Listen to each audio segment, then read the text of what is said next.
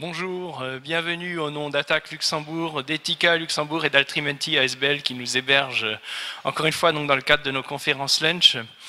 Nous avons le plaisir aujourd'hui d'accueillir Thierry Philippona, ex-directeur général de Finance Watch, qui a longtemps travaillé également dans le milieu bancaire, puis ensuite des ONG, on va dire humanitaires avec Amnesty. Je pense que vous pourrez développer plus que moi, parce qu'on l'a fait venir aujourd'hui pour un sujet qui est dans l'actualité, qui est la ponction qu'exerce donc la sphère financière. Donc on va détailler en clair ce qu'on entend par la sphère financière sur l'économie dite réelle, sur la création de richesses. Donc c'est un sujet qui est souvent abordé de manière parcellaire médiatiquement.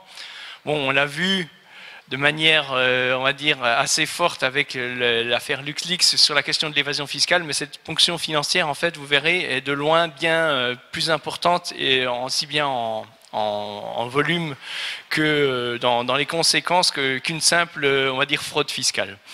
Donc je pense que c'était vraiment l'occasion d'aborder ceci en détail avec Thierry Philippona. Et donc comme le veut la tradition, bon, déjà d'un point de vue simplement pratique, je précise que toutes les personnes qui se sont inscrites peuvent bien sûr, si elles le souhaitent, déjà récupérer leur sandwich maintenant. Et sinon, on a toujours une petite marge pour les personnes qui n'ont pas eu l'occasion de s'inscrire. Donc sinon, d'un point de vue très pratique, donc Thierry Philippona va bien sûr faire sa conférence. On aura une séance de débat, questions-réponses qui suivra. Et enfin, pour ceux qui le souhaitent, il y aura une possibilité de dédicacer donc, le livre que M. Philippona a écrit avec Christian Chavagneux, rédacteur en chef de Alternative économique sur ce sujet-là. Voilà, sans plus attendre, je vous laisse la parole.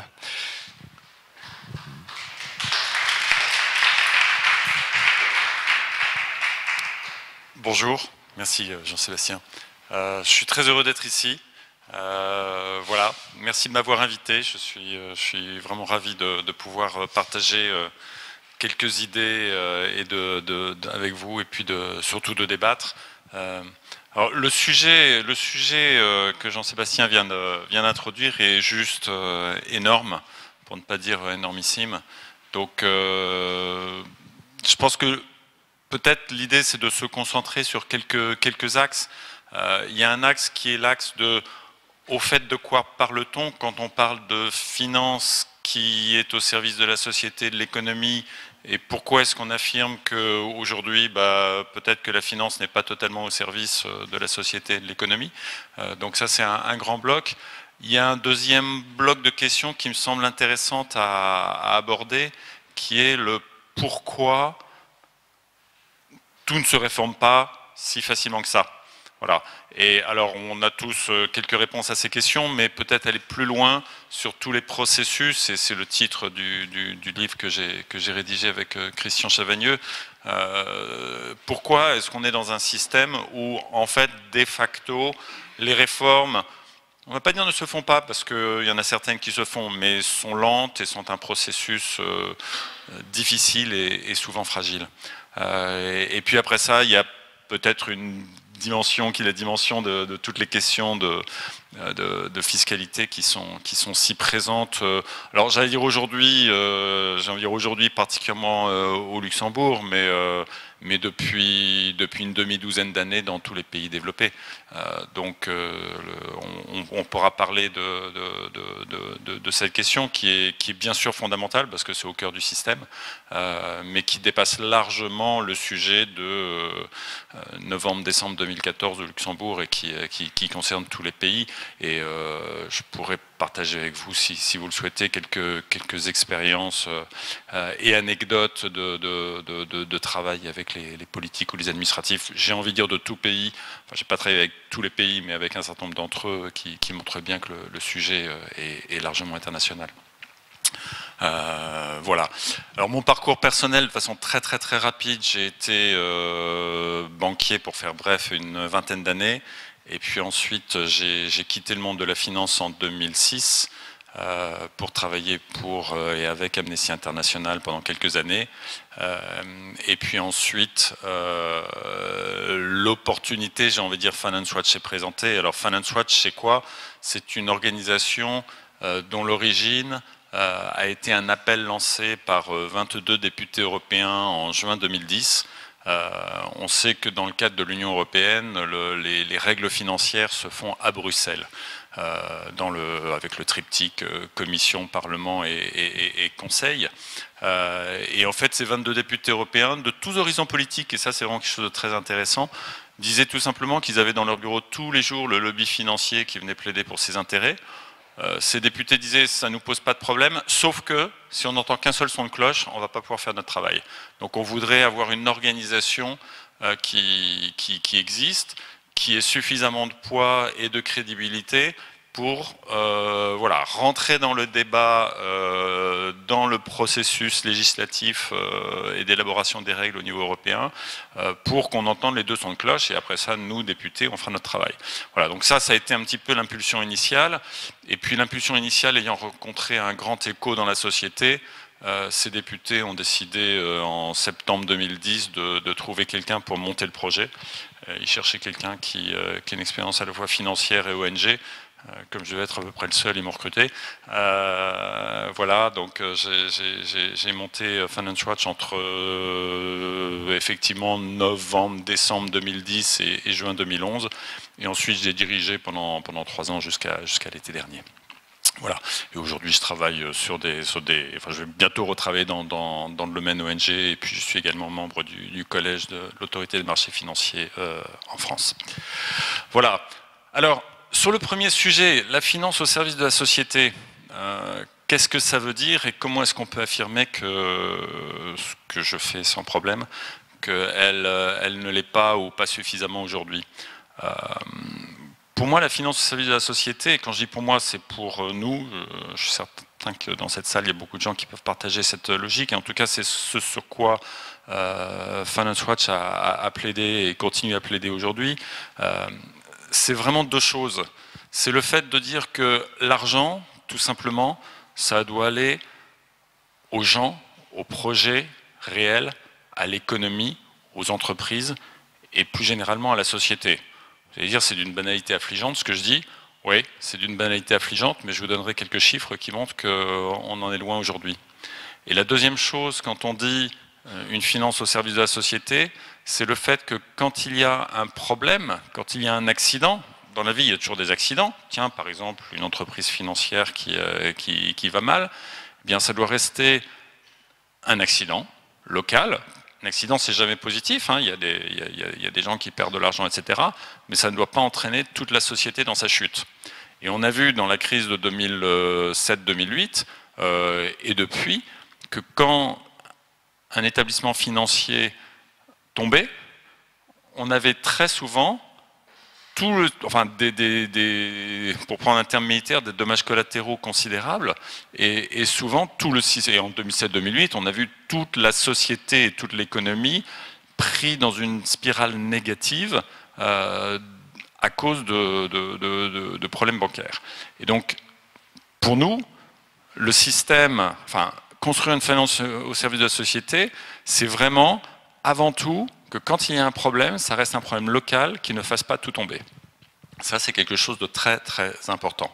Alors, sur le premier sujet, qui est de dire, tiens, une finance une banque, une finance qui finance l'économie et la société. Je vais vous donner 2 chiffres qui illustrent le fait qu'on est très, très loin du compte. La totalité des actifs bancaires de l'Union européenne, alors les chiffres sont assez vertigineux, hein, c'est 45 000 milliards d'euros. 45 000 milliards d'euros, c'est 3 fois le PNB de l'Union européenne, grosso modo. D'accord ? Très bien, bon, enfin très bien. Beaucoup de choses à dire sur une taille aussi énorme, mais bon, c'est comme ça. En moyenne, il y a 28% de ces actifs bancaires qui consistent à prêter de l'argent à l'économie. 28%. Ça, c'est la moyenne de l'Union européenne. Donc 28% des 45 000 milliards d'euros consistent à prêter de l'argent. Si on va tous dans la rue, là, puis on demande à quelqu'un dans la rue, c'est quoi une banque ? Cette personne va se dire, mais qu'est-ce que c'est que cet idiot ? Il ne sait pas ce que c'est qu'une banque. Bah, c'est une organisation qui prend les dépôts des gens et des entreprises et puis qui prête de l'argent. Eh ben non, Une banque, c'est une institution qui fait ça pour 28% de son activité. Et puis les 72% de restants, c'est plein d'autres choses. Alors, derrière une moyenne, on sait tous qu'il y a des situations extrêmement variées. Si vous prenez, en gros, pour faire simple, plus les banques vont être grandes, plus cette proportion va être faible. C'est 28% en moyenne dans l'Union européenne. Dans le pays d'où je viens, qui est la France, on est à 21-22%. Au Royaume-Uni, c'est à peu près la même chose. Et chez les géants bancaires que sont les Deutsche Bank, les BNP Paribas ou les Barclays, on va tomber sur des proportions de 10, 12, 15%.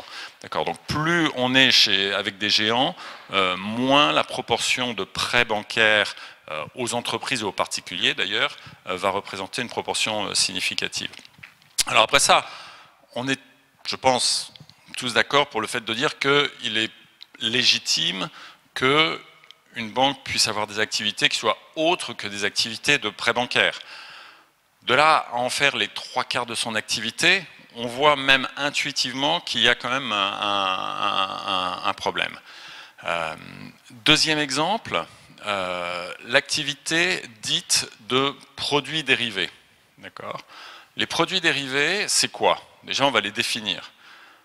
Un produit dérivé sur un actif financier, parce que comme le mot, en écoutant le mot dérivé, d'accord, il vient d'un actif financier, d'accord, et c'est une promesse de vente ou d'achat. D'accord. Un produit dérivé en tant que tel, c'est pas un actif financier, c'est une promesse, je vous promets, ou j'ai l'obligation, le cas échéant. Il y a plein de produits dérivés différents, mais in fine, ça reviendra toujours à ça. On va s'échanger des promesses ou des obligations de vendre ou d'acheter un certain actif à un certain prix pendant un certain temps. D'accord. Les volumes de ces produits dérivés, aujourd'hui, représentent 700 000 milliards de dollars dans le monde. 700 000 milliards de dollars, c'est-à-dire 12 fois le PIB de la planète. D'accord ? La croissance de ces produits est juste totalement incomparable avec la croissance de n'importe quelle activité. Alors je ne parle même pas de l'activité économique, du PNB, du PIB, qui sont des mesures très très très imparfaites, hein, mais on n'a pas le temps de rentrer dans ce débat, mais admettons même que ce soit une mesure à peu près correcte, la croissance de ces activités n'a juste strictement rien à voir. Ce qui est intéressant à voir, c'est que bien sûr, ces produits peuvent avoir, j'ai envie de dire techniquement, quand on regarde localement, une utilité pour couvrir des risques, parce que si je suis un exportateur européen vers les États-Unis, eh bien, j'ai un risque de change entre le dollar et l'euro, donc je peux protéger mon risque de change en traitant un produit dérivé sur le taux de change euro-dollar. Donc là, on dit c'est utile. Très bien. Il faut savoir que 7% seulement des produits dérivés sont des transactions faites entre un financier et une entreprise du monde réel. 7%. C'est-à-dire que les 93% restants sont juste des jeux entre financiers qui sont des jeux, alors je prends un ou deux raccourcis, mais à peine, des jeux de spéculation. Voilà. Donc on est en train de dire que 93% de 700 000 milliards de dollars représentent uniquement des jeux financiers et n'ont plus de lien avec l'économie réelle, les entreprises, des gens qui fabriquent, qui vendent, etc., etc., etc. Donc voilà.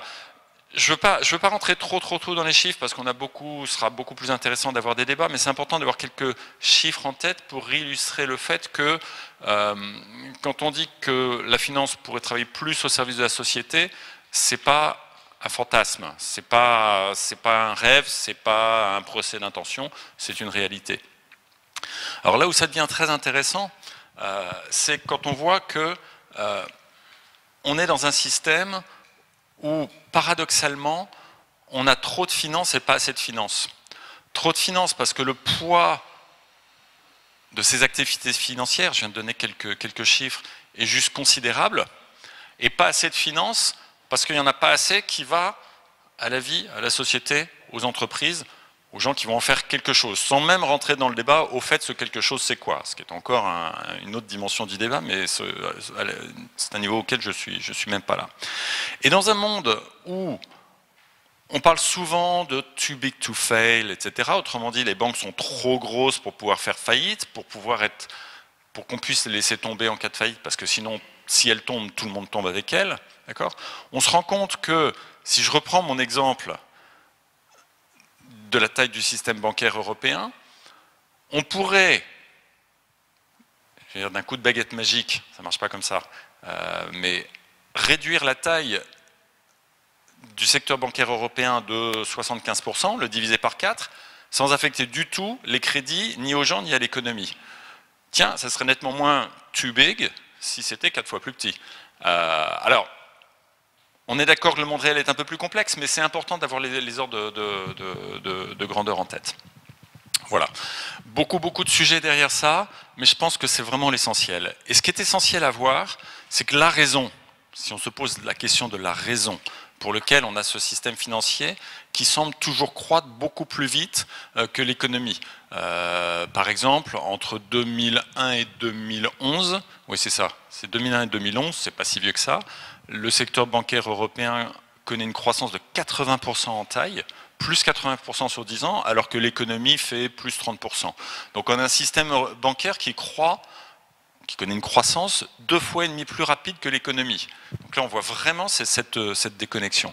Donc ma question c'est, pourquoi est-ce qu'on a cette croissance 2,5 fois plus rapide des actifs, en l'occurrence bancaires, que de l'économie?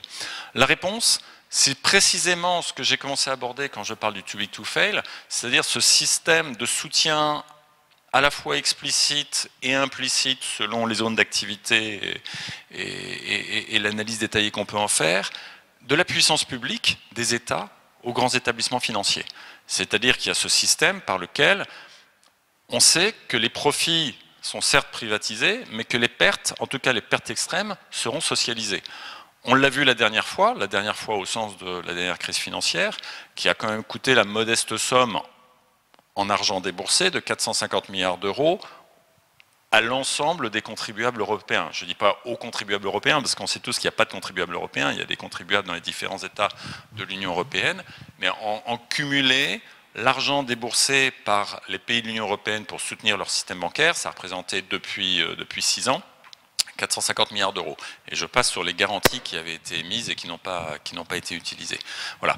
Donc, ce système de soutien public, autrement dit de socialisation des pertes alors que les profits sont privatisés, ça crée un effet pervers. En dehors même du fait que en dehors même des questions de, j'ai envie de dire, d'éthique et de justice, qui sont considérables, en dehors même du fait que pour les budgets publics, ça crée la ponction que l'on sait, et dans une large mesure, l'état désastreux des finances publiques dans beaucoup de pays européens est lié à la crise financière. Ce n'est pas la seule cause, on peut raffiner, mais enfin c'est quand même l'une des causes majeures. Mais en dehors même de ces deux questions qui sont déjà considérables en elles-mêmes, le fait d'avoir ce soutien public crée des distorsions phénoménales. Parce que évidemment, si vous me proposez un jeu dans lequel si je gagne c'est pour moi et si je perds c'est pour vous, moi je vais dire je joue et quand est-ce que je peux rejouer ? Forcément. Et donc je vais toujours grandir, je vais toujours vouloir jouer plus, puisque je ne peux pas perdre, et qu'une fois sur deux je gagne. Et donc je vais grandir. Et c'est la raison pour laquelle le système bancaire semble ne pas vouloir s'arrêter. Et ça c'est très important à comprendre. Alors, si tout ça apportait que des bienfaits à la société, on pourrait se dire, tant mieux. On a trouvé une façon d'alimenter un système pour que ça crée des bénéfices. Mais la réalité, c'est que ça crée les deux phénomènes que j'expliquais, c'est-à-dire un détournement, c'est le mot, des ressources financières de l'activité productive vers des activités qui sont, dans une large mesure, des activités des jeux à somme nulle. Et un jeu à somme nulle, bah c'est bien, je joue avec monsieur, peut-être qu'il va gagner et moi perdre ou l'inverse, mais le reste de la salle, il s'en moque complètement parce que c'était un jeu à somme nulle. D'accord ? Donc c'est un détournement des ressources financières vers des jeux à somme nulle. Et la deuxième chose, retour à ce que je disais au début de mon intervention, le fait que si c'est too big to fail, quand ça tombe, tout le monde paye. Voilà. Et l'effet pervers, c'est que too big to fail, ce soutien public permet aux établissements de devenir toujours plus gros, et que plus ils deviennent gros, plus ils seront vraiment too big. Donc c'est le système qui se nourrit lui-même. Donc ça, c'est vraiment quelque chose qu'il faut arrêter. Alors, de vraies mesures ont été prises dans ce domaine-là depuis quelques années, et notamment depuis 2 ans, c'est tout le système d'union bancaire. C'est pas parfait. C'est vraiment pas parfait, mais c'est quand même un vrai progrès. Donc on peut pas non plus dire que rien n'a été fait et que le sujet n'a pas été analysé. Parlons-en si vous le souhaitez. Après ça devient vite assez technique. On a peu de temps, donc je propose de l'aborder si vous le souhaitez plus tard. Pourquoi est-ce qu'on est arrivé dans un système qui est de ce type-là? Et là, c'est un peu le thème de ce livre, donc la capture. Parce que le système politico-administratif est dans une bonne partie, effectivement, capturé par des intérêts privés. Voilà, c'est classique, il n'y a pas qu'en finance que ça existe, c'est vieux comme le monde, mais c'est tout à fait omniprésent aujourd'hui. Alors, ce qui est intéressant, c'est de voir qu'on a évolué certainement dans le monde financier, probablement dans le monde économique en général depuis quelques années, dans un système où il y a de plus en plus une confusion entre la notion d'intérêt général et la notion d'intérêt privé. Personnellement, j'ai strictement rien contre les intérêts privés, tant qu'il reste des intérêts privés et qu'ils ne... D'abord, c'est la vie, on a tous des intérêts privés, mais tant qu'ils ne se développent pas au détriment de l'intérêt général, et surtout tant qu'ils ne créent pas la confusion de dire puisque ça me rapporte de l'argent, c'est forcément bon pour la société. J'ai l'intime conviction que l'intérêt général n'est pas la somme des intérêts privés. Très heureux d'en débattre. Tout le monde n'est pas d'accord avec cette affirmation, mais pour moi, c'est vraiment une conviction. C'est autre chose. La deuxième conviction, c'est que quand on est soit un politique, soit un administratif, sa mission, c'est de défendre l'intérêt général. Voilà, pas des intérêts privés.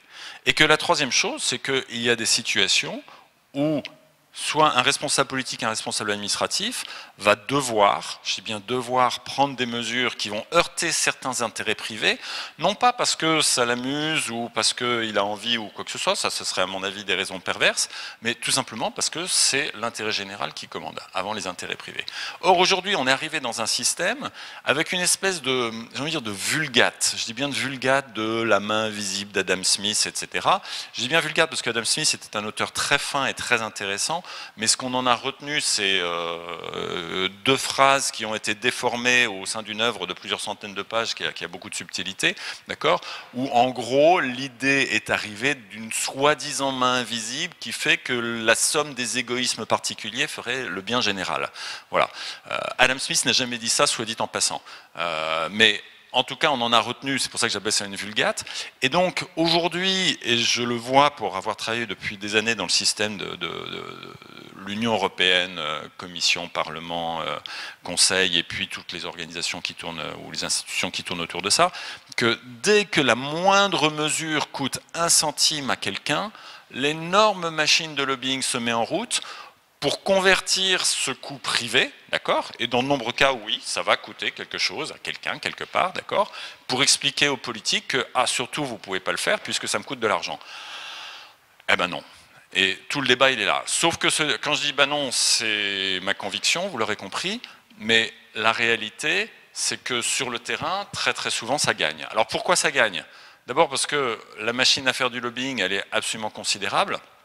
Rien que sur le sujet financier et rien qu'à Bruxelles, il y a, selon les estimations, entre 700 et 1000 personnes qui, à temps plein, je dis bien à temps plein, ont comme métier de faire du lobbying pour des intérêts financiers privés.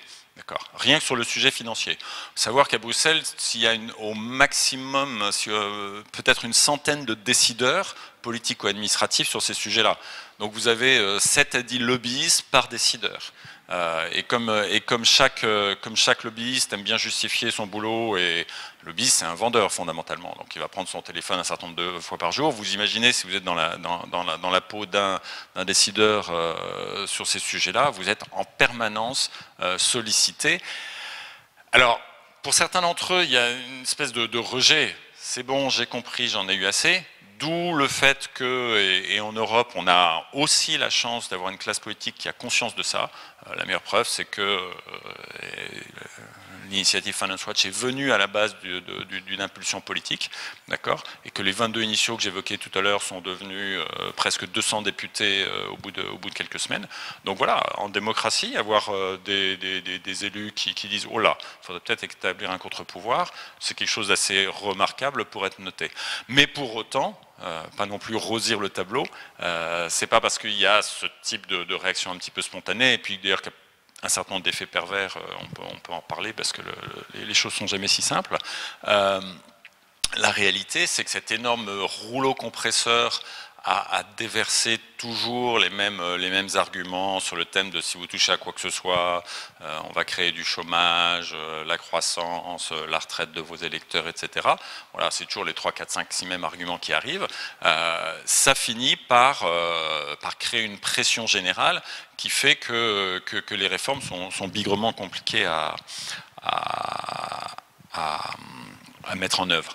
Alors, dans le cadre de l'Union européenne, le phénomène de lobbying est particulièrement complexe parce qu'on a cette double structure, on a deux co-législateurs entre le Parlement et le Conseil.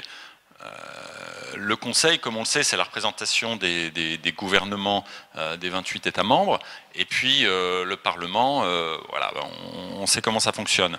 Et le fait qu'on ait cette co-législation avec le Conseil,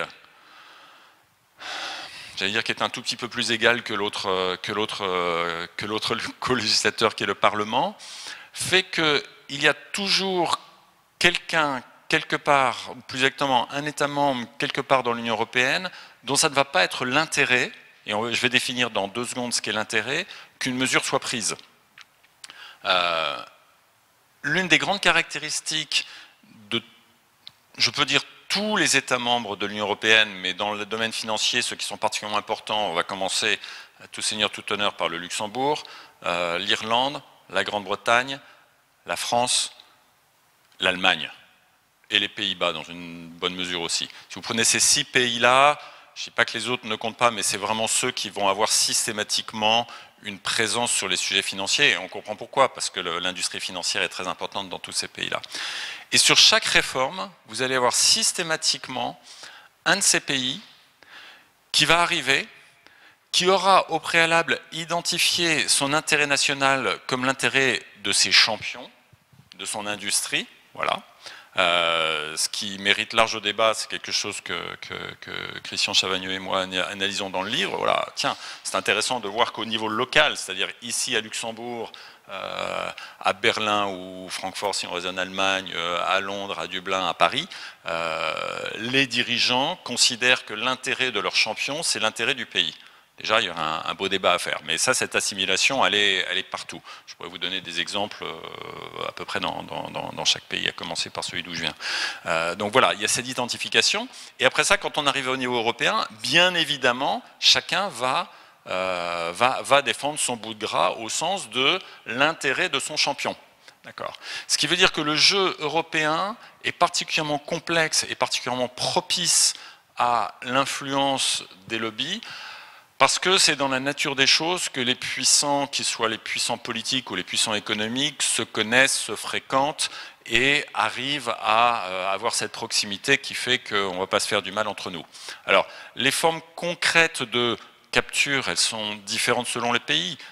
En France, la capture, elle est totalement sociologique, parce que tous ces gens viennent de la même école, ils ont été formés ensemble, ils sont copains depuis l'âge de 20 ans, et puis leur carrière consiste à passer du public au privé, au public, au privé, au public, au privé. Alors ailleurs, on appelle ça revolving door, et c'est devenu un mot un peu tabou. Oh, quelle horreur! En France, on a un mot qui est extraordinaire et qui au contraire est tout à fait positif, c'est le pantouflage. Voilà, pantouflage. Dans certaines écoles en France, on vous dit mais le pantouflage c'est un plan de carrière, quoi, c'est normal. Mais pantouflage, voilà, je mets mes pantoufles, mes confortables chaussons quand je rentre chez moi le soir. Voilà, ça consiste pour un responsable administratif à aller dans le privé, etc., etc. Et donc mécaniquement, on ne va pas être incité à réformer. Moi, je me souviens, je vais vous donner des exemples très très concrets. Finance Watch est beaucoup impliqué sur la soi-disant réforme bancaire française qui était proposée à la fin de 2012 et adoptée en 2013. Le titre, c'est Loi de séparation des banques. Cette loi ne sépare rien, mais rien, c'est rien. Donc voilà, donc après avoir lu le texte, on a interpellé le gouvernement, etc., en disant écoutez, c'est peut-être nous, on est peut-être idiots, mais on voit rien dans la loi, qu'est-ce qui se passe, monsieur le ministre? Donc au début, on nous a dit vous êtes des idiots, vous savez pas lire, puis après ça, on nous a dit ah bah oui, c'est vrai, il n'y a pas grand-chose, mais pourquoi on devrait faire quelque chose? Ah ben on ne sait pas, c'est vous qui avez dit que vous vouliez faire, pourquoi vous faites pas ce que vous, bon, etc. Voilà. Et je me souviens avoir été reçu, parce que la pression montant, ils étaient un petit peu obligés de nous recevoir, par le conseiller du Premier ministre de la France de l'époque. Le Premier ministre à l'époque, c'était M. Ayrault, d'accord, son conseiller économie-finance, bon, qui était quelqu'un qui venait du monde bancaire et qui maintenant que Ayrault n'est plus Premier ministre de la France, est retourné dans le monde bancaire. Et bien évidemment, ce monsieur m'expliquait que vous n'y comprenez rien, etc., etc., etc. Voilà, illustration concrète, les noms sont connus, je peux vous donner les noms, voilà. C'est très facile à voir, c'est comme ça que ça fonctionne. Donc les gens que l'on met en poste sont des gens qui vont avoir intérêt à ce que rien ne se passe. Ce que j'appelle une capture sociologique. Alors on met des gens qui sont suffisamment expérimentés pour avoir un petit peu de bouteille et suffisamment jeunes pour avoir encore une carrière à faire. Donc en gros, entre 35 et 45 ans, c'est parfait. On commence à avoir un petit peu de bouteille, on n'est plus un gamin.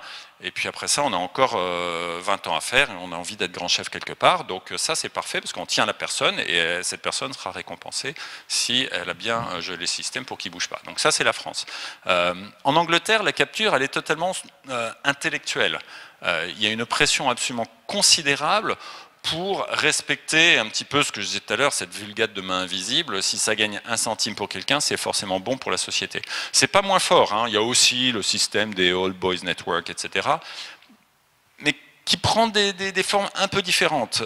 Confère le fait d'ailleurs que les régulateurs, notamment à la Banque d'Angleterre, qui n'ont pas été parfaits par le passé, mais aujourd'hui ont une attitude beaucoup plus stricte. Et voilà, strict, c'est le mot, que beaucoup de leurs homologues dans d'autres pays. En Allemagne, la capture, elle est politique. Tous les élus allemands sont au conseil d'administration d'une caisse d'épargne ou d'une banque coopérative. Quand je dis tous, la grande majorité. Alors, les caisses d'épargne allemandes font des choses tout à fait intéressantes. On n'est pas dans les géants bancaires, etc.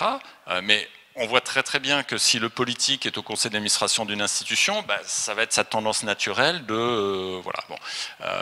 Accessoirement, la proximité entre Deutsche Bank et la chancellerie est tout à fait notoire. Bon, je pourrais continuer à l'infini. Je connais, pardonnez-moi, beaucoup moins bien ce pays, donc je ne connais pas le détail de comment ça se passe.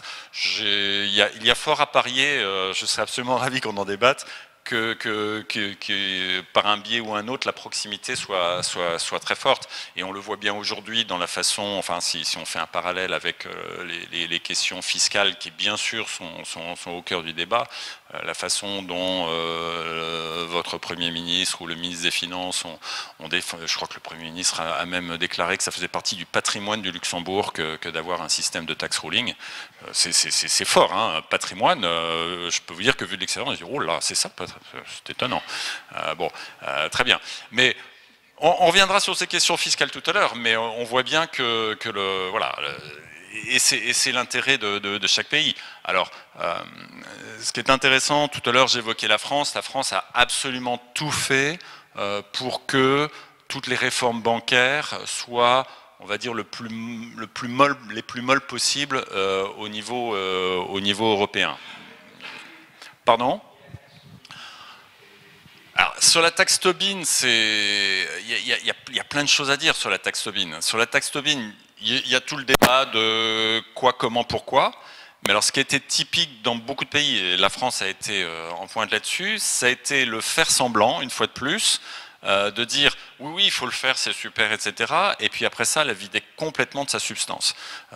Personnellement, j'ai un vrai problème avec ça. Je préfère quelqu'un qui me dise non, je pense que la taxe Tobin n'est pas une bonne idée. Ah ben, on peut en débattre, hein, on a le droit de ne pas être d'accord. Mais dire oui en s'arrangeant pour qu'il ne se passe rien, voilà. Après ça, typiquement, de mon point de vue en tout cas, la France va prendre des positions qui seront plus intéressantes sur d'autres sujets, mais qui vont être bloquées par d'autres pays. Par exemple, en ce moment, il y a un grand débat sur la réforme des fonds monétaires.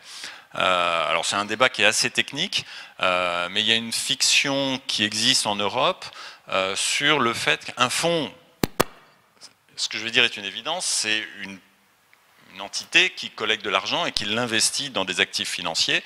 Voilà. Et puis la valeur de ce fonds, elle fluctue selon que les marchés montent ou baissent.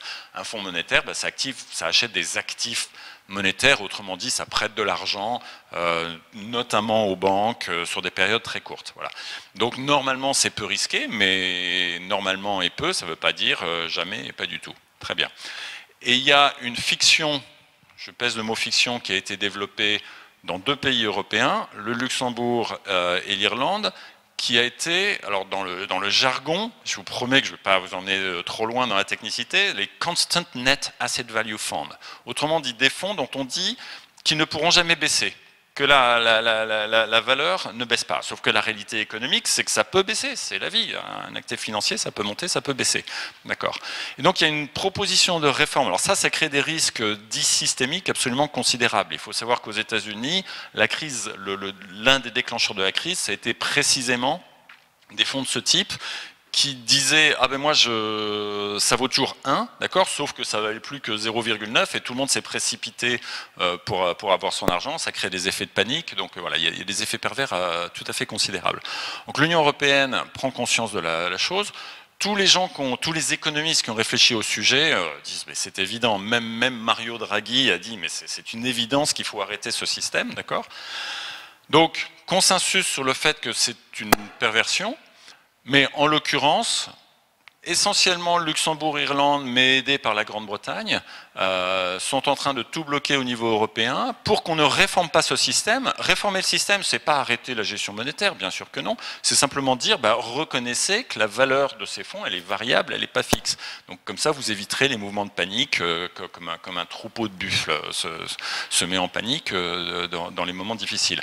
Et là, on voit que voilà, la machine à faire du lobbying, en l'occurrence, c'est celle du Luxembourg et de l'Irlande, encore une fois aidée par la Grande-Bretagne, parce que c'est l'intérêt de l'industrie locale de vendre cette fiction économique, même si ça crée des risques systémiques et même si ça ne correspond à rien. Donc, je fais exprès de prendre cet exemple sur les fonds monétaires qui concernent le Luxembourg, on a parlé de la taxe Tobin ou de la réforme des banques qui concerne la France. Sur l'Allemagne, il y aurait énormément de choses à dire.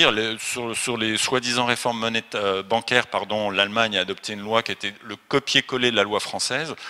C'est impressionnant. Je pense qu'ils l'ont mis dans une machine à traduire et puis ils ont réécrit la même chose en allemand. Bon, ils l'ont adopté, donc ça ne fait rien non plus.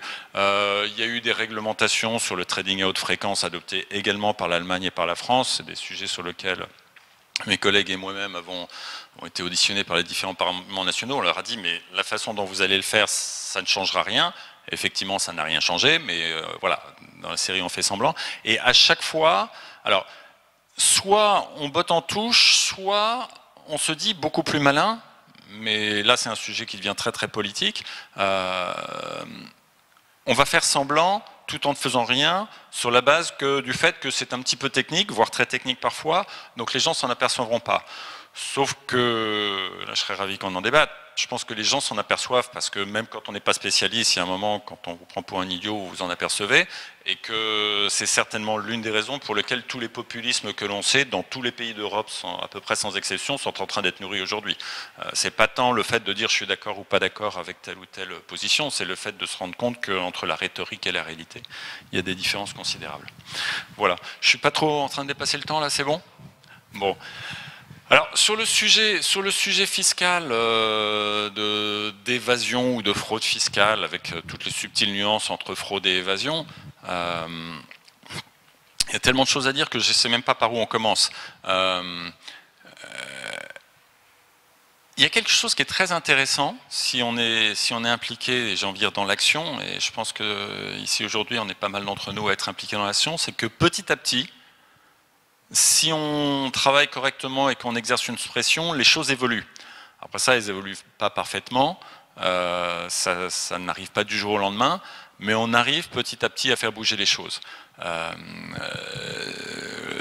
Exemple, ce qu'on appelle le reporting pays par pays, autrement dit, demander, en l'occurrence maintenant au niveau de l'Union européenne, ça a été adopté pour toutes les banques, et puis ça devrait être adopté d'ici quelques années pour les autres entreprises, le fait que toutes les entreprises déclarent leurs revenus, leurs impôts, le nombre de gens qu'ils emploient, leurs actifs et leurs profits, pays par pays. Voilà, la transparence pays par pays.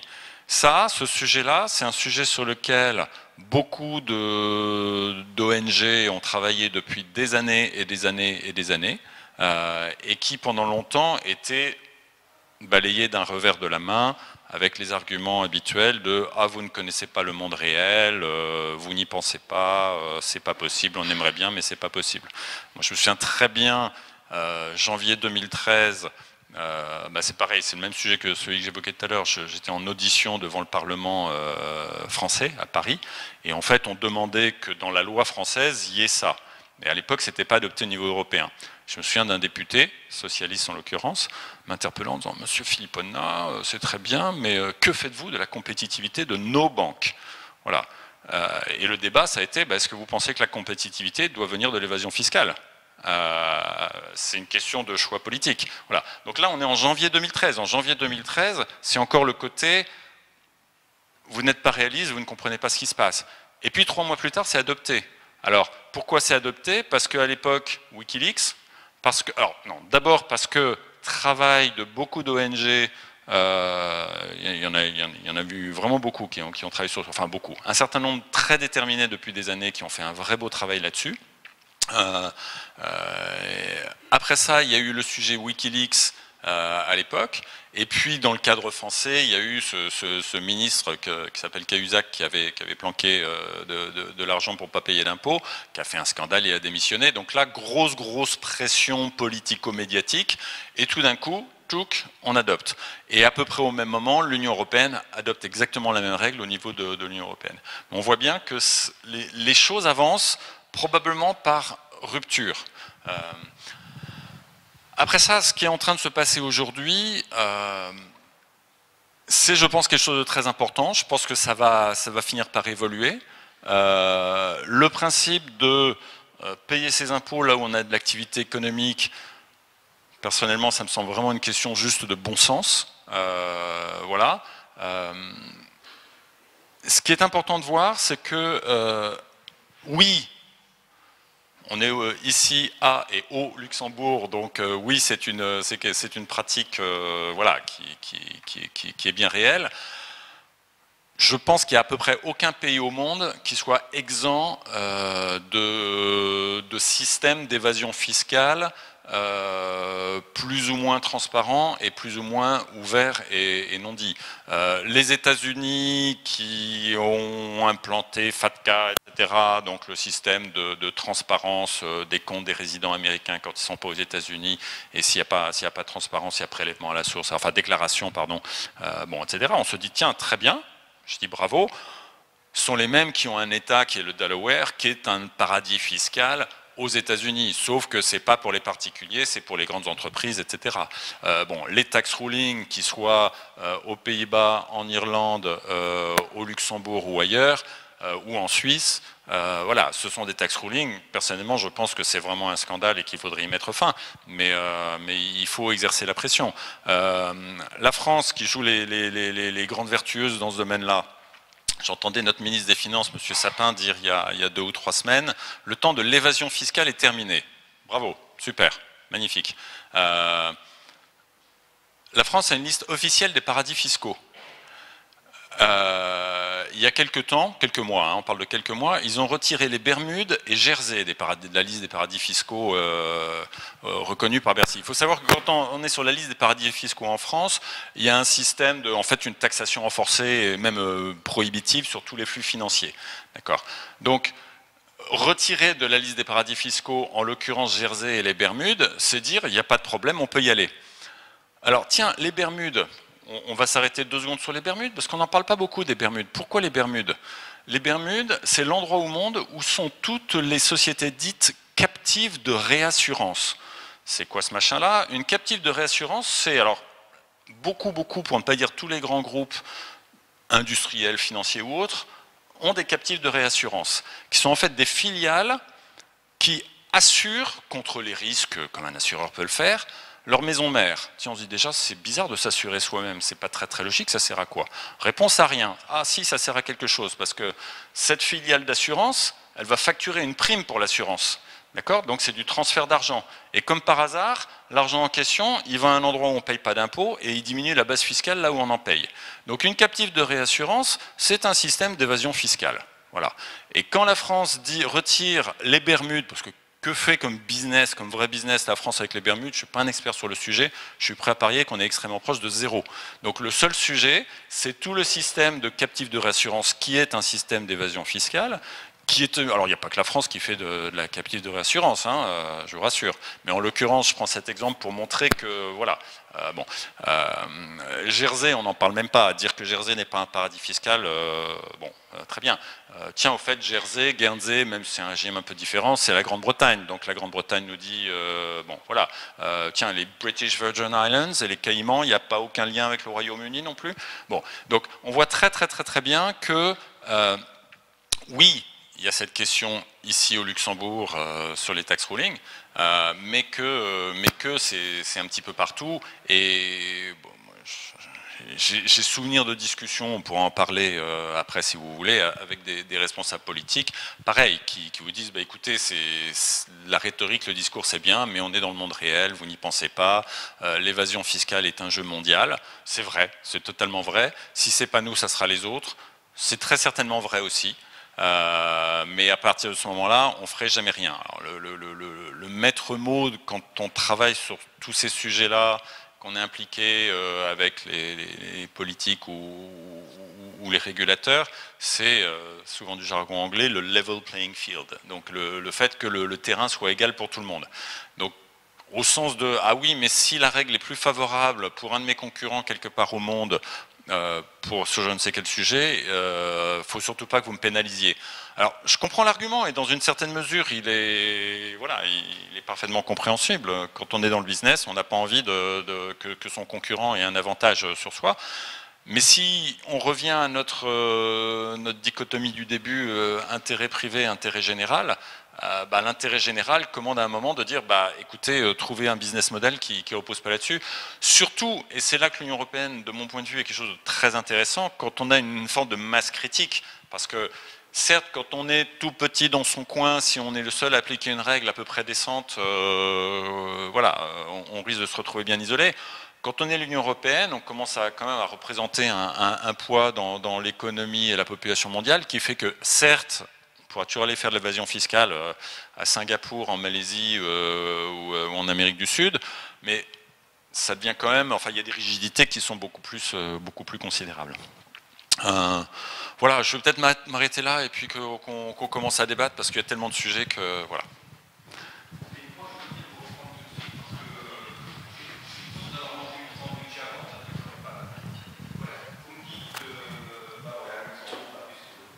Mais le président, ce monsieur de la Commission européenne, et puis il nous parle d'harmonisation fiscale actuellement. Vous pensez que c'est ces gens-là qui nous ont mis dans la merde qui vont pouvoir résoudre les problèmes aujourd'hui?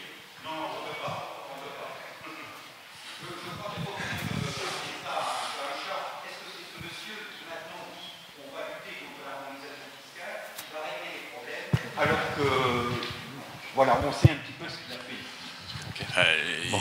Je pense qu'il y a clairement une question de crédibilité personnelle quand on dit quelque chose qui est l'inverse de ce qu'on a fait pendant très longtemps. Et dans une interview récente, il disait qu'il regrettait absolument pas d'avoir fait ça et que c'était la seule chose à faire et que c'était nécessaire pour le pays dont il était Premier ministre à l'époque. Donc effectivement, il y a une limite à dire sans avoir fait. Si on croit que les gens sont ce qu'ils font et non pas ce qu'ils disent, je pense que ça répond à votre question. Après ça, l'autre réponse, c'est que précisément, il faut maintenir la pression. Il faut une pression, mais générale, qu'elle soit sociale, qu'elle soit politique. Et petit à petit, les choses bougeront avec beaucoup d'imperfections.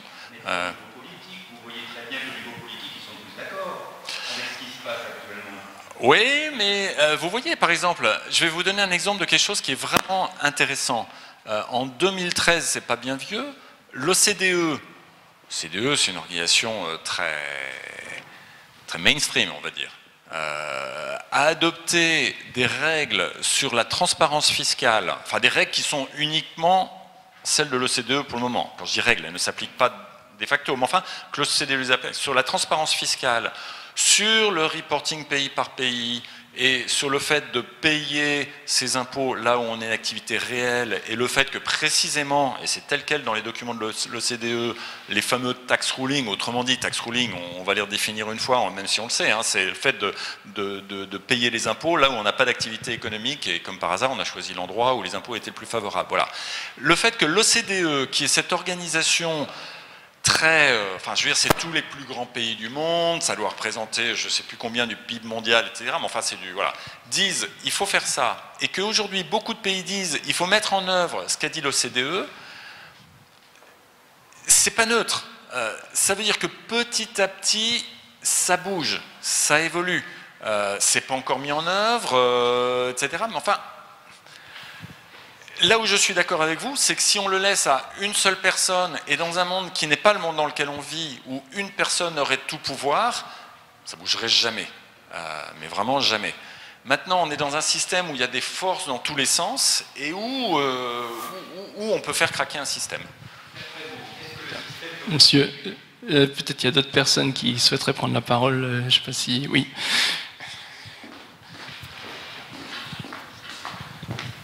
Merci beaucoup pour votre exposé. Je voudrais dire que me placer aussi sur un autre domaine, le problème du libre-échange, parce que ça fait partie de... Pardon, le problème du libre-échange dans le monde.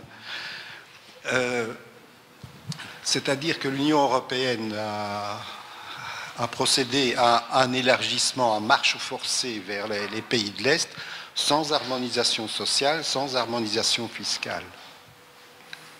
Et maintenant, on veut s'élargir, je dirais, à l'ouest, vers les États-Unis, avec ce fameux traité TAFTA, type GMT, et le Canada, qui est à la manœuvre. Ce sont les multinationales.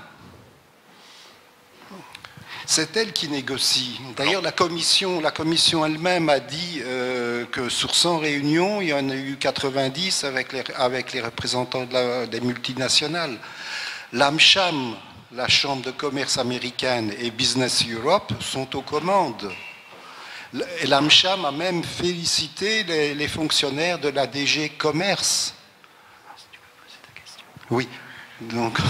Je veux dire que même Salvador Allende, en 1972, déjà dénonçait à l'ONU, à l'Assemblée générale de l'ONU, le rôle extraordinaire des multinationales. On sait quelle fin il a fait, malheureusement. Vous avez raison. Sur le sujet TTIP, donc cet accord de libre-échange qui est en train d'être négocié entre les États-Unis et l'Europe, alors le processus est totalement opaque. Mais opaque, c'est peu de le dire.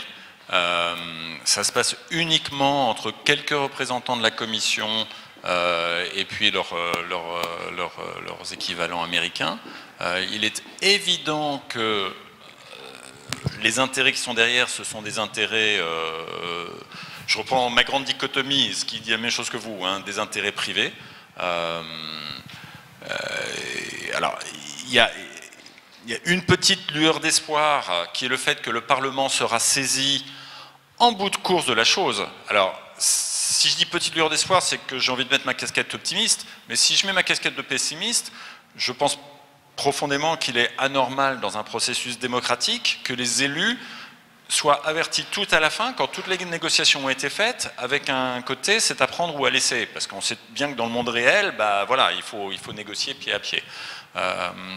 Pour avoir été auditionné par le Parlement européen sur ce sujet-là, je peux vous dire que c'est un de mes souvenirs de très grands moments de solitude, parce qu'il y avait une demi-douzaine de personnes qui étaient auditionnées par tout le Parlement, et j'étais seul à dire qu'il ne fallait pas faire ça.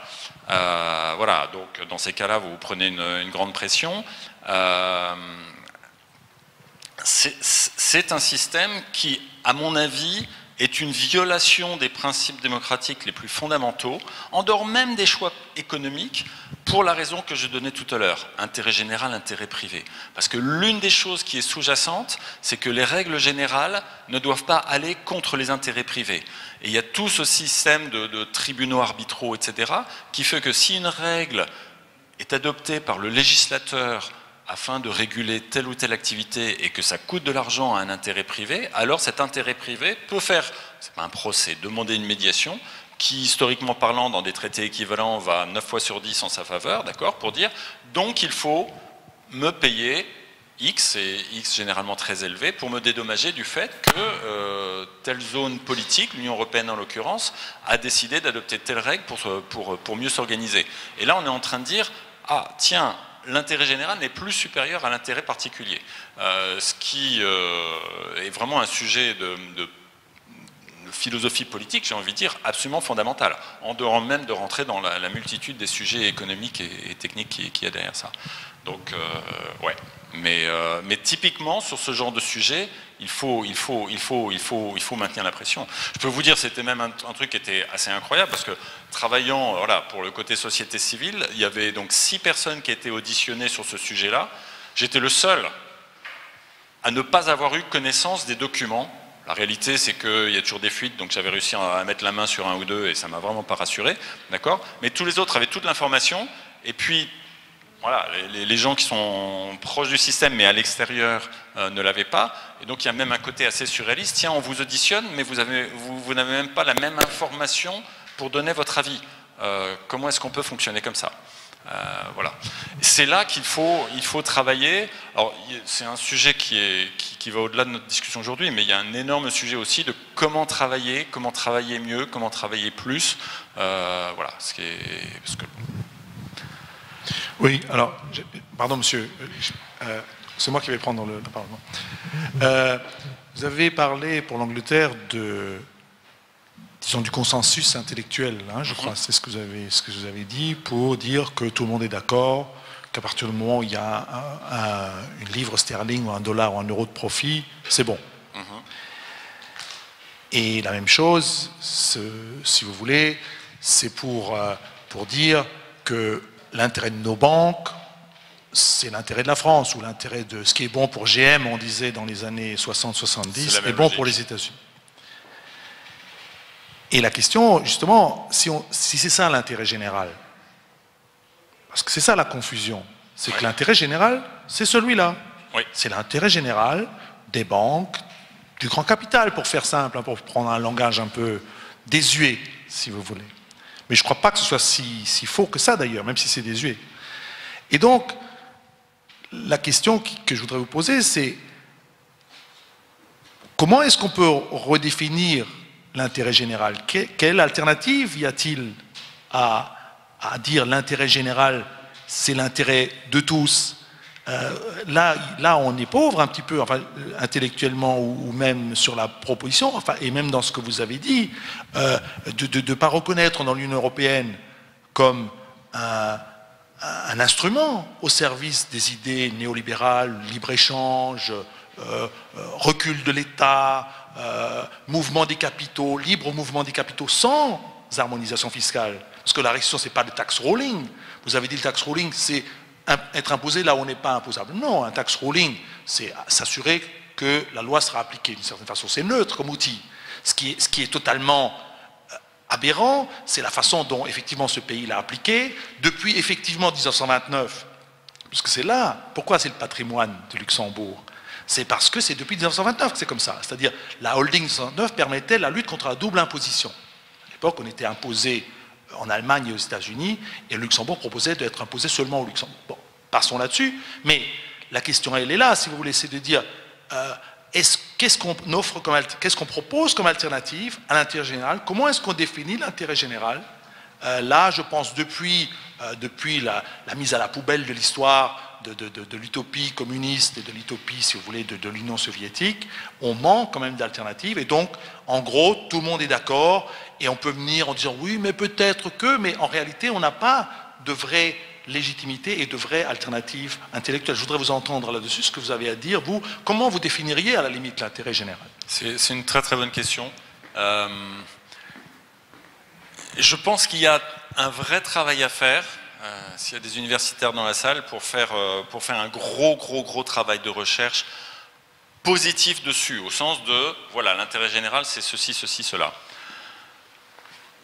Dans le travail que j'ai pu faire et que je continue à faire depuis quelques années, j'ai tendance à définir l'intérêt général presque de façon négative, ou comme disent les Anglais, un petit peu comme the elephant in the room, l'éléphant dans la pièce. Une chose dont je suis sûr, c'est que quand l'intérêt général n'est pas respecté, c'est comme l'éléphant dans la pièce, vous le voyez. C'est-à-dire que quand je vois que dans le monde bancaire, pour reprendre notre sujet du jour, les profits allaient dans certaines poches, je ne suis pas dans l'analyse même pas économique là, je dis très bien, ils allaient dans certaines poches, sauf que les pertes, elles ont été prises par ceux, pas par les mêmes que ceux qui avaient les profits. Ça, je sais que l'intérêt général, il ne gagne pas.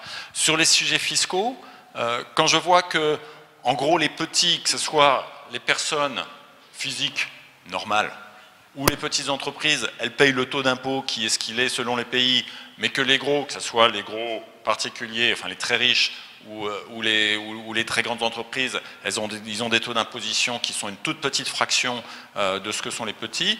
Je dis, l'intérêt général n'est pas respecté parce qu'aucune société ne peut fonctionner sur cette base-là. Bon, je pourrais multiplier les exemples, il y en a beaucoup. Sur un sujet, je prends de façon volontaire un troisième exemple, le sujet du trading à haute fréquence. Je parle un peu dans tous les sens, mais voilà. Quand on m'explique que... il y a en 1942, si je me souviens bien, le temps de détention moyenne d'une action, c'était 7 ans. Aujourd'hui, c'est 22 secondes. D'accord ? Et quand on m'explique que c'est formidable parce que la technologie va permettre de... Aujourd'hui, en gros, on traite au millième de seconde, mais bientôt, on va traiter au millionième de seconde et on a bon espoir d'arriver au milliardième de seconde d'ici peu de temps.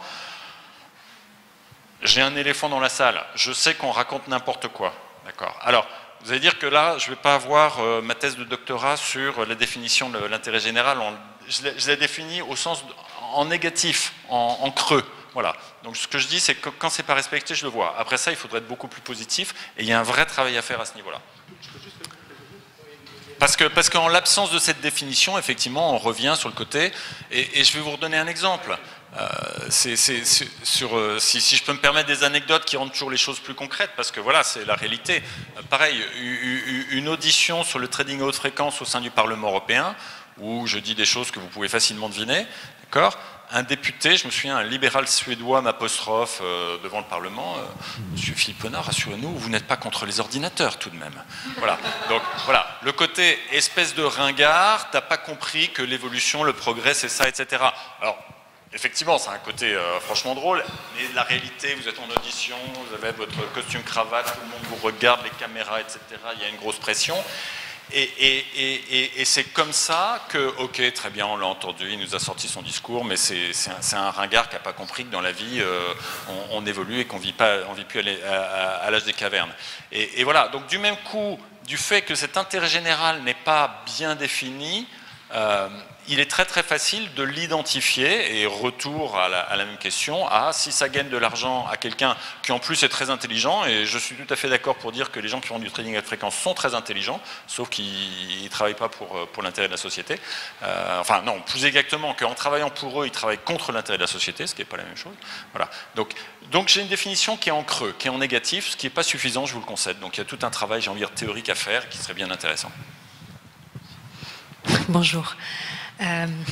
Je voudrais rester dans les alternatives en fait. Merci pour votre présentation et l'analyse, elle est vraiment très très bonne.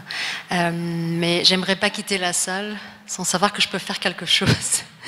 Donc, ou moi, ou enfin pas seulement en tant qu'individu, mais en tant que société civile, enfin quels sont les points sur lesquels on doit travailler parce qu'on a l'impression qu'on ne peut plus rien faire en fait. Qu'on est tellement les mains attachées, les politiques ne font rien, ou alors ils prennent des idées de la société civile, comme la taxe Tobin, comme la séparation des activités bancaires, et puis après ça donne rien, quoi. Donc voilà. Alors, je ne voudrais pas laisser cette impression que rien n'est possible. Tout à l'heure, j'ai essayé de dire que ce n'était pas le cas.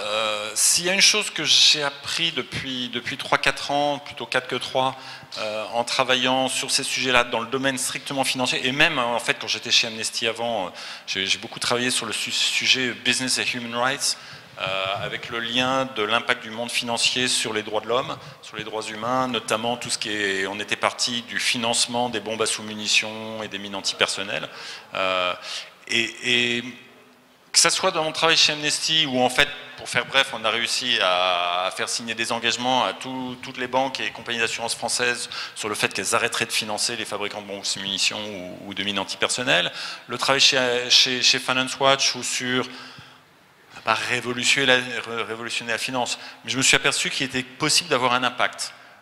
Et sur un certain nombre de textes, voilà, on pourrait rentrer dedans si vous le voulez, mais on a réussi à faire bouger un petit peu, je dis bien un petit peu, les lignes ici ou là, petit à petit, etc., etc., etc. Donc je pourrais donner un certain nombre d'exemples si ça vous intéresse. Donc ce que je suis en train de dire, c'est qu'en travaillant, en étant déterminé, en combinant différents paramètres, et ça serait intéressant, j'aimerais dire, entre gens qui travaillent dans le domaine société civile, qu'on analyse ces paramètres, on peut faire bouger les lignes, encore une fois, petit à petit. Tout à l'heure, j'évoquais le fait que malgré une situation qui est ce qu'elle est, on est en train de faire évoluer sur les questions de transparence fiscale. Sur les sujets de corruption, le monde est toujours très très corrompu, mais ça bouge quand même un peu. Ma grande conviction, c'est que la société civile doit être à la fois riche mais diverse, que pour bien travailler, la société civile doit avoir des acteurs très différents. C'est un petit peu, si on raisonne dans une comparaison de combat, je prends des comparaisons militaires, je suis absolument pas militaire, mais c'est pas grave, il ne faut pas qu'il y ait que des fantassins qui arrivent visage découvert et qui se font tous dégommer au premier tir. Il faut des gens différents qui agissent de façon différente et complémentaire. Je sais que chez Finance Watch, on a vraiment fait un super travail avec certains de nos membres qui sont des organisations très différentes. Finance Watch, en gros, c'est propre sur soi, respectueux, pas un mot plus que l'autre, pas d'attaque personnelle, ça analyse l'article 27 de la loi Bidule et puis ça argumente, etc. Voilà. Et on avait des gens avec qui on travaillait très très bien. Par exemple, je vais prendre l'exemple d'Attaque, avec lequel, en l'occurrence, c'est Attaque France. On a fait un super boulot, qui a clairement un style différent. Mais on s'entendait super bien, on raisonnait avant, et ils comprenaient parfaitement les sujets. Je sais qu'il y a Attaque ici, mais c'est Attaque Luxembourg. Je raisonne avec Attaque France, avec qui j'ai beaucoup travaillé, d'accord, qui avaient leur style, qui était plus direct, parfois un peu moins respectueux. Et les deux ensemble, ça crée quelque chose qui fait que, voilà, petit à petit, on fait bouger les choses. L'image que je pourrais donner, parce que voilà, c'est la façon dont j'ai pu travailler depuis quelques années, il y a le côté, comme vous développez un certain type de discours, on vous invite autour de la table, et puis une fois que vous êtes à table, vous dites la soupe est mauvaise. Et puis, si les gens disent oh mais non, c'est pas vrai, elle est pas bonne, elle est bonne, vous allez dire mais attendez, ouvrez la fenêtre, écoutez les gens dehors, ils exercent la pression. Donc, ce que je suis en train de dire, c'est qu'il faut absolument que l'action société civile soit une action à la fois à l'intérieur et à l'extérieur, une action très technique, vraiment très technique, je pèse les mots, parce qu'il y a le côté « Ah, vous voulez être technique ? Il n'y a aucun problème, on est aussi technique que vous. Vous avez un problème technique, on va vous aider. Vous allez voir, on va vous prendre pour la main, on va vous montrer que c'est tout à fait faisable. » Parce que ça, c'est le grand argument que j'ai entendu 12 000 fois, c'est « Ah, on aimerait bien, mais c'est pas possible. » Voilà. Mais en même temps, ce travail technique tout seul, il n'est pas suffisant. Il faut également une pression extérieure, il faut également une mobilisation, il faut le travail avec la presse. Le travail avec la presse, il est fondamental. Je me souviens avoir discuté avec des journalistes qui, alors c'était pas sur LuxLeaks, c'était sur Wikileaks, qui avaient, c'était intéressant d'ailleurs parce qu'ils avaient une démarche de se dire tiens, est-ce qu'on fait c'est vraiment utile, est-ce qu'on fait bien de faire ça, etc. Et certains d'entre eux m'avaient posé la question, mais oui, c'est pas que c'est utile, c'est que c'est indispensable. Si on n'a pas ça, on ne fera jamais bouger les choses. Donc ce que je suis en train de dire, c'est qu'il faut des actions différentes, complémentaires, que les différents acteurs, et comme on est dans le monde réel, on sait tous que c'est beaucoup plus complexe qu'il n'y paraît, que tous les acteurs comprennent qu'il y a besoin de gens différents et complémentaires, qu'on n'est pas tous les mêmes, qu'on n'est pas tous bons à faire la même chose d'ailleurs. Je suis sûr que vous faites des choses de façon extra que je ne sais pas faire et peut-être que l'inverse est vrai aussi, mais sauf que les deux ensemble, tiens, il peut commencer à se passer des choses. Donc voilà, si on a un mouvement dit de société civile qui travaille de cette façon-là, ouais, on peut faire bouger les choses, mais bon, ça ne se passe pas du jour au lendemain. Merci. On va prendre les dernières questions. Donc je ne sais pas s'il y avait un monsieur et puis monsieur aussi, je pense. Voilà. Est-ce que la réflexion sur l'intérêt général ne peut pas se faire par l'approche des nouveaux indicateurs? On parlait du PIB, mais il y a des réflexions, je sais, sur les nouveaux indicateurs. Et est-ce que vous êtes aussi dans ces réflexions-là à travers le monde financier? Et l'autre question que j'avais, c'était brièvement, on disait ici, qu'est-ce que peut faire la société civile ou qu'est-ce que peuvent faire les citoyens? Moi, j'ai envie de dire aussi comment le citoyen peut se préparer au prochain crack, vu que l'homme ne réagit que par rupture, comme vous le disiez. Et donc, quel va être le prochain crack, selon vous, au niveau financier? Alors, par nouveaux indicateurs, qu'est-ce que vous voulez dire, pardon? Les indicateurs de richesse, vous savez, il y a les fameux... D'accord, d'autres indicateurs que les PIB, PNB... Oui, au lieu du PIB, il y a les indicateurs de le bonheur brut, etc. Ouais, je pense que là, c'est une question encore plus fondamentale que ce qu'on abordait là, parce que ce qu'on a abordé aujourd'hui et ce dont je parlais, c'était quelque part... comment prendre le monde, en gros, avec les règles qu'il a aujourd'hui, mais faire qu'il fonctionne mieux, chasser l'hypocrisie ou la rhétorique qui ne correspond pas à la pratique. Bon, voilà. Mais on n'a pas changé le système. Ces logiques d'indicateurs, c'est se demander, au fait, l'économie, ça sert à quoi par rapport aux gens? Voilà, on sait tous que le PNB, si l'immeuble explose dans 10 minutes, qu'on y reste tous et qu'il y a des gros dégâts, bah, le PNB va augmenter.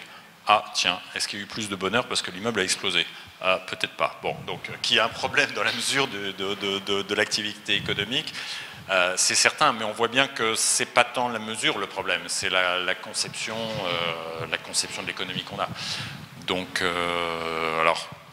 Oui, à titre personnel, c'est des sujets que je trouve très très intéressants, mais c'est vrai que je suis pas sur cette... Moi, ce qui me frappe, c'est qu'il y a eu des réflexions, il y en a toujours, il y a régulièrement des commissions qui sont faites pour réfléchir. Il y a eu la commission Stiglitz, il y avait 2 prix Nobel d'économie dans... Amartya Sen, Stiglitz, voilà. Et puis il y avait Fitoussi aussi, qui n'est pas prix Nobel, mais etc., bon, ils ont fait un beau rapport. Vu les économistes qu'il y a derrière, je suis certain, je ne l'ai pas lu, je vais être très franc, je ne l'ai pas lu. Je suis certain qu'il y avait des choses très intelligentes dedans, mais après ça, qu'est-ce qu'on en fait? La réponse à ma connaissance aujourd'hui, c'est rien. Puis il y a tout le débat qu'on ne va probablement pas commencer aujourd'hui, qui est, on dit qu'il faut toujours plus de croissance. Voilà, bon. Si on parle là-dessus. Et votre deuxième question, pardon? Je suis pas gourou, donc je ne sais pas. Ce que je sais, c'est que on a vu quelque chose de fascinant depuis 6 ans, 7 ans, qui est crack, traumatisme, faut faire quelque chose, le temps qu'on fasse quelque chose, les choses se stabilisent, et la rhétorique se met en route, la rhétorique de lobbying, mais pourquoi vous faire quelque chose? Vous voyez, ça va bien maintenant, il n'y a pas de problème, donc pourquoi vous... Bon, voilà. Donc ça, autrement dit, on fonctionne par crise. Alors après ça, ce que va être la prochaine crise concrètement et quand, je ne sais pas. J'ai envie de dire, on est probablement sur le sujet financier un tout petit peu moins mal équipé qu'il y a 6 ou 7 ans pour l'absorber, mais on était vraiment tellement mal équipés que c'en était, enfin, je veux dire, on était en train d'essayer de traverser l'Atlantique sur un bateau d'enfants de 2 ans, quoi. Et à la première vague, on a coulé. C'était de ce niveau-là. Alors maintenant, on n'a plus un bateau d'enfants de 2 ans, on a un bateau d'adultes avec des bonnes rames. Mais s'il y a une tempête, le bateau d'adulte avec des bonnes rames, il peut encore prendre l'eau. Hein. Ça, j'ai juste aucun doute sur le sujet. Donc voilà, ça sera. Il faudra que la vague fasse 1 mètre au lieu de faire 10 cm, mais il peut toujours y avoir des vagues d'1 mètre, voire de beaucoup plus. Voilà, le problème, et ça c'est désastreux, c'est qu'au niveau politique, nos pays, alors déjà au niveau des finances publiques et puis par extension au niveau politique, sont pas du tout prêts ni équipés pour absorber une autre crise majeure. Bon, là je ne vais pas jouer les oiseaux de mauvais augure, ça ne sert à rien, puis c'est un exercice vain, mais on voit bien qu'on a quand même intérêt à continuer à serrer les boulons. Alors quand je dis serrer les boulons, il y a toute cette rhétorique aussi qui est, par exemple le lobby bancaire aujourd'hui parle toujours de « Ah, vous voulez la stabilité du cimetière ». Voilà, ça c'est leur grand truc, quand on dit il faut... voilà, donc ça, on voit bien, ça c'est de la rhétorique, voilà, c'est vous de la stabilité, mais il n'y a que dans les cimetières que, donc autrement dit, vous allez tuer l'économie, comme ça on sera stable. Bon, je ne vais pas partir sur la façon dont on peut déminer ce genre d'argument, c'est pas le sujet. Le sujet, c'est la stabilité des fondations de la maison. Si les fondations de la maison ne sont pas stables, on ne va rien pouvoir construire, d'accord ? Et la maison, elle va s'écrouler à tout moment et sans crier gare.